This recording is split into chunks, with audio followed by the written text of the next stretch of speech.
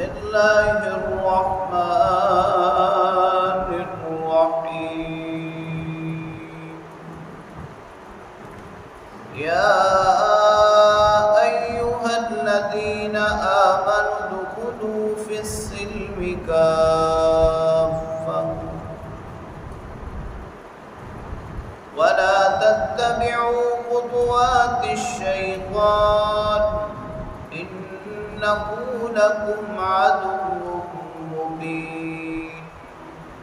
فإن زللتم من بعد ما جاءتكم البينات فاعلموا أن الله عزيز حكيم.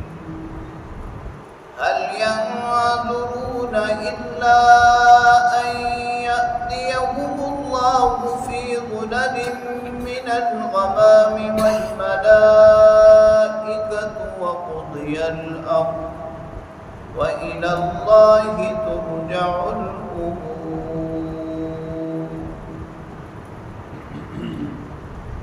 صدق الله وصدق رسوله النبي الكريم.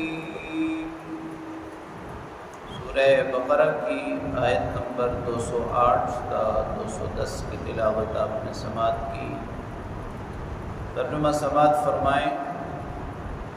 یا ایہا الذین آمنوا، اے ایمان والو، ادخلوا فی السلم کافہ، اسلام میں پورے کے پورے داخل ہو جاؤ. ولا تتبعوا خطوات الشیطان، شیطان کے قدموں کی پیروی مت کرو.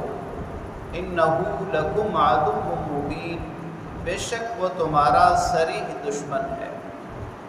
فإن زللتم من بعد ما جاءتكم البینات، پھر اگر تم واضح دلائل آنے کے بعد پھسل گئے، فاعلموا، تو جان لو، ان اللہ عزیز حکیم، اللہ تعالی غالب حکمت والے ہیں.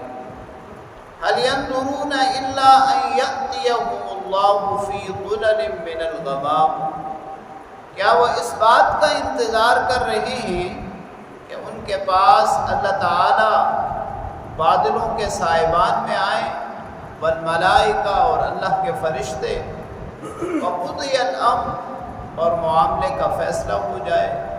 وإلی اللہ ترجع الامور، امور تو اللہ ہی کی طرف لوٹائے جاتے ہیں، کام تو اللہ ہی کی طرف لوٹائے جاتے ہیں. پہلی آیت کریمہ کے مفسرین کرام نے دو مفہوم بیان فرمائے ہیں. ایک خصوصی مفہوم ہے اور دوسرا عمومی.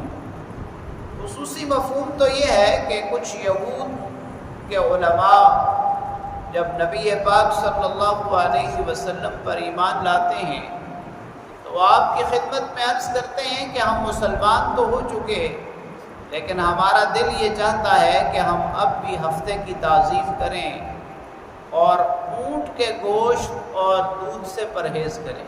یہ دونوں چیزیں شریعت موسوی میں موجود تھیں. اللہ رب العالمین نے یہ آیت کریمہ نازل کر کے فرما دیا کہ جب تم اسلام لا چکے تو اب پورے مسلمان ہو جاؤ، اس کے علاوہ جو دوسرے رسوم و رواج ہیں ان کو چھوڑ دو.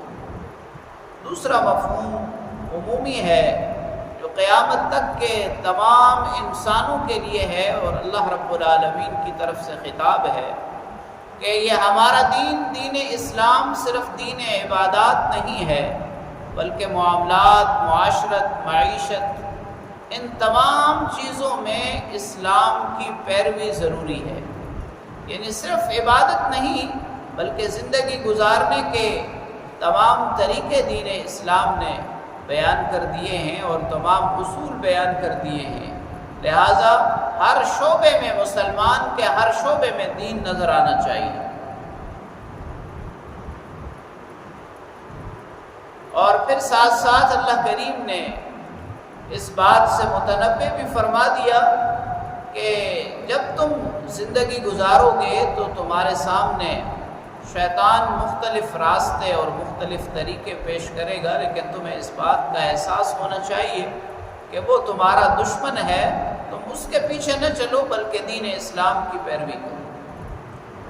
دوسری آیت کریمہ میں اللہ کریم نے یہ حقیقت بیان فرمائی ہے کہ جب اللہ رب العالمین کی طرف سے حق واضح ہو چکا، رسول تشریف لا چکے، کتاب نازل ہو گئی، اب اس کے باوجود بھی اگر کوئی راہ حق سے ہٹتا ہے تو پھر اسے تیار رہنا چاہیے۔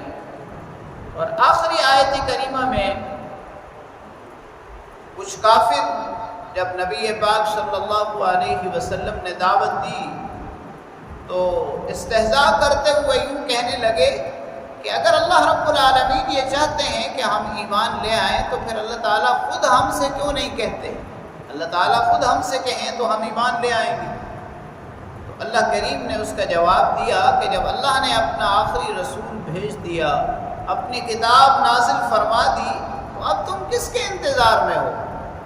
کیا تم اس انتظار میں ہو کہ معاذ اللہ رب العالمین بادلوں کے سائبان میں تشریف لائیں گے یا اللہ کے فرشتے تشریف لائیں گے؟